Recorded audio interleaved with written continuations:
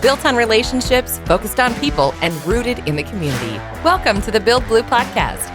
Tune in for weekly episodes featuring guests who are building a better tomorrow. You'll hear inspiring stories from industry leaders, business owners, community partners, and our team members. The Build Blue podcast, where construction comes to life. An APX Construction Group production. Welcome to the Build Blue podcast. My name is Jess Blaze with APX Construction Group, and I am doing my very first live on location podcast at the Civic Center in downtown Mankato. I'm here with the co-directors of the Mayo Clinic Health System Event Center, Brian Sather and Eric Jones. Hi, guys. Hey.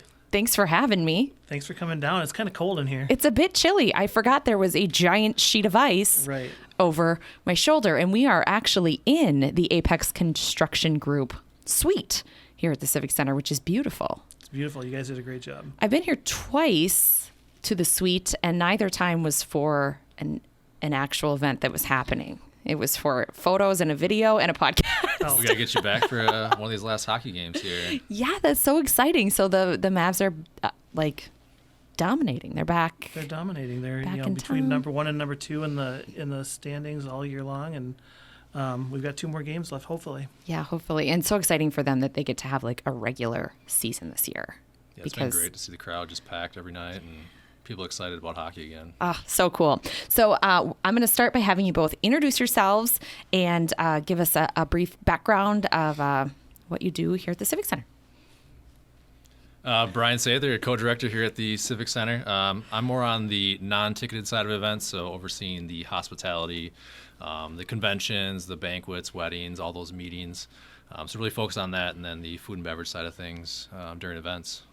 Eric Jones, other co-director here, and I'm more of the ticketed events, concerts, hockey, stuff like that. Cool. Well, again, thank you for being on the podcast. We have an icebreaker question that we ask everybody.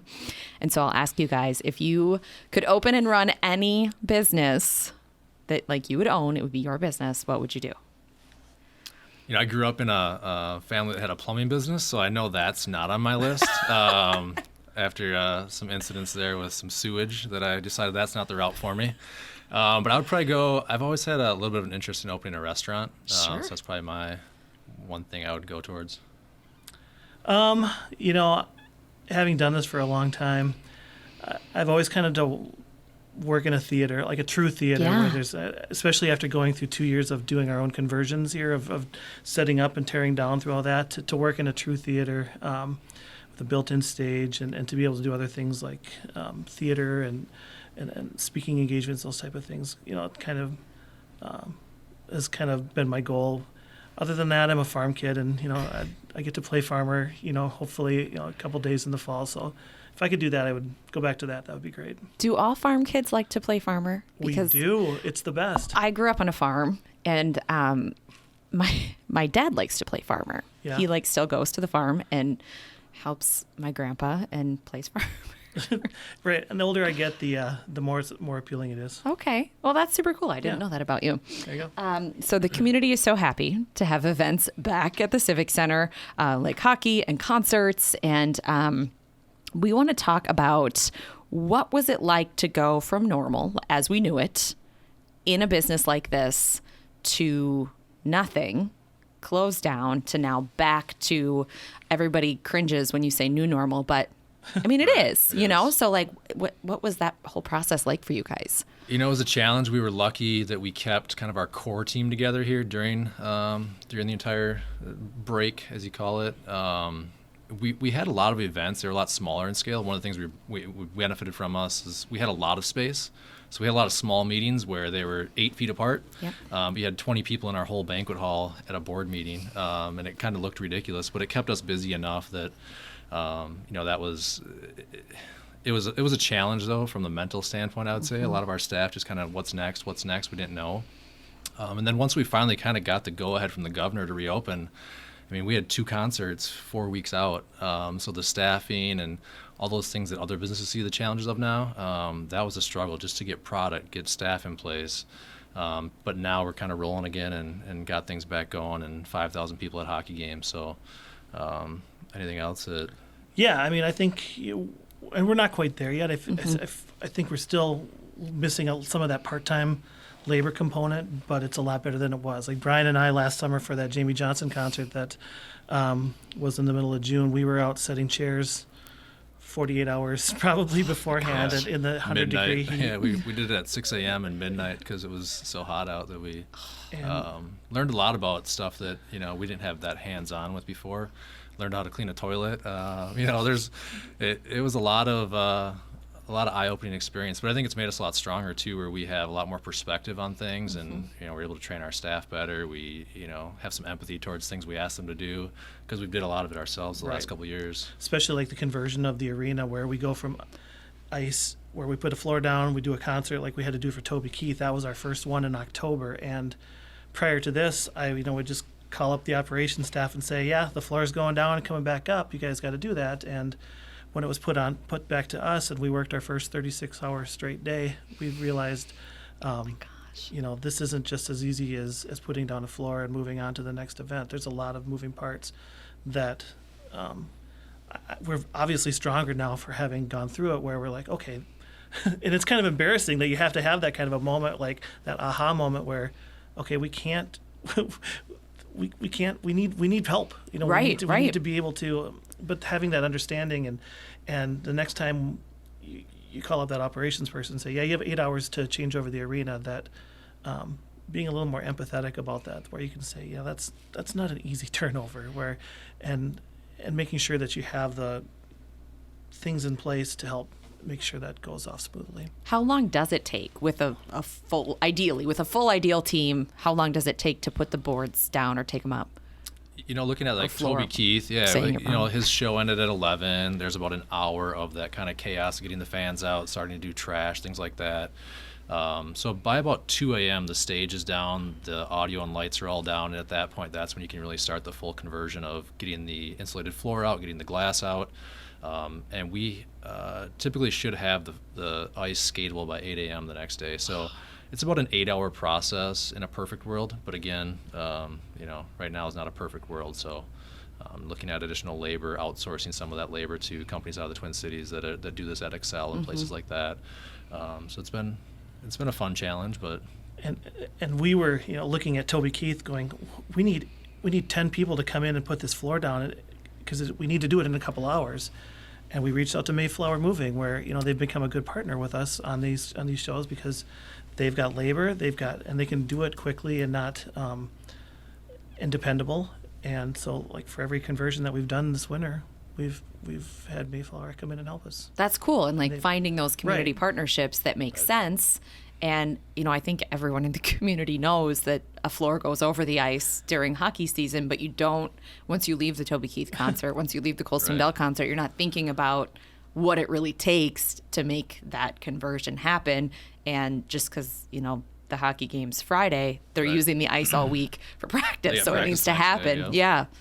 That's crazy. And we want to get back to that, especially for MSU, to be able to be back by 8 o'clock the next morning where it's skatable and we did our job, and that makes it a lot easier for them to say, oh yeah, you can do concerts midweek, and it's and not disrupt us as much. And we know it's going to be ready to go. Right. So let's talk about the finding talent and retaining the talent, because what you guys do takes a lot of people. So it sounds like things are better, like as far as finding people and getting them in place. In certain categories, I think for a lot of people, and we want it to be this way, it's a fun second job. Sure. We've always kind of had that luxury of it's coming to the hockey games to bartend or do security or coming to a concert. It should be fun, and that's we've always had a pretty good amount of people applying for those types of jobs. It's some of the overnight work, the janitorial type stuff. That's where we still struggle a little bit to get enough consistent help.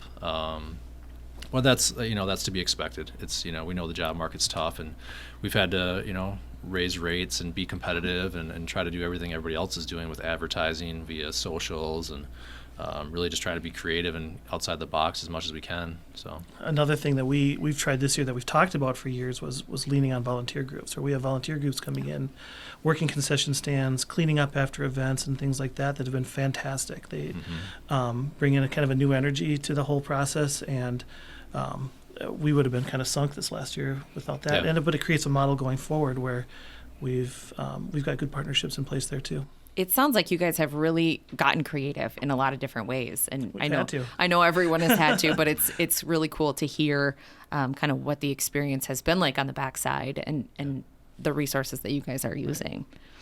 So it's March of 2022, which seems impossible.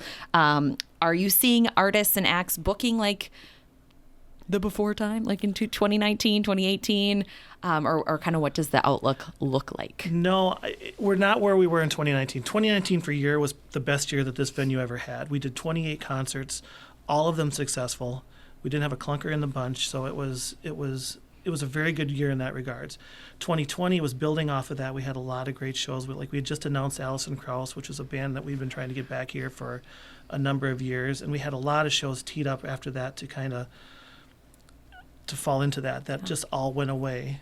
And then I'm looking going forward right now, it feels like everything's kind of rebooting where Mankato's considered a part of the Twin Cities market. So a band doesn't typically go play the Target Center and then come here the next night Sure. and play. It's usually cycles. So yeah, we're going to start a hockey practice coming up. Like right I now, hear ice skates. So usually it's touring cycles where Toby Keith goes to the Twin Cities for a festival, can come to Mankato the next year for a house concert like we had. Kind of feels like everything's rebooting where the Twin Cities is the 800-pound gorilla in the market. They're taking up a lot of those shows. Festivals are coming back that weren't here last year. Big, huge tour packages. Like all of a sudden there's 4 bands going out together that creates a big wow factor, but kind of eats up a lot of talent. Yep. For a little market like us. So I kind of feel like we're rebooting where right now it's a little difficult and it's those calls aren't necessarily coming as fast as they were in 2019, but I do think we'll get back to where we were easily because we're a strong market. People know that. And it feels like there was a bit of uncertainty, quite a bit of uncertainty at the very beginning of the year with just like, where is this going? Is there going to be another variant after whatever, that's going to, put us in a worse spot? But now things, I think people are more optimistic and feeling like things are going to get back to normal. Typically for us after Christmas time is when the phones start ringing for our, is this going to be really? This is going to be interesting. Typically for us after Christmas is when the phones kind of start ringing for the amphitheater season. But those calls were already starting to come in last summer. So people were already saying 2021's a bust. Let's start booking now for next summer. And so a lot of those bigger festivals started eating up that talent right away last year. So it's kind of a catch-up year. We're going to have a good park season. We're just not quite ready to start announcing stuff. Okay. I was going to ask. Yeah, I knew that question. So who's coming to the park this summer? You gotta give them one. I don't have one. There's not one. Before we wrap up, let's let everyone know where they can find you guys on social media, online, for when those announcements for summer start happening. So check out our website, Mayo Clinic Health System Event Center.com or VetterstoneAmphitheater.com. Find us on Facebook, Twitter, Instagrams. Instagrams. All of them. We're all out there. Are you on TikTok? We are on TikTok. Are you? What are you doing? I'm not a TikToker, but now I'm gonna go find y'all's TikTok. We've got a great new young woman that's doing our marketing for us now. That's bringing some new energy to that whole thing too. Because otherwise it was me, and not so open up on the TikTok. You don't want to do that. Snapchat, so Neon Moon. I'm not doing any of that. So yeah, we're gonna get a lot younger in that. Well, that is exciting, and I want to thank you guys again for having me down from the office, up from the suites. Up to the suites. I don't know. This is my first time. Just kidding. But no, thank you so much for being on the podcast. It's the Build Blue podcast. You can get it everywhere you get your podcasts and on YouTube as well. So thanks, guys. Thanks for having us. Thanks for having us.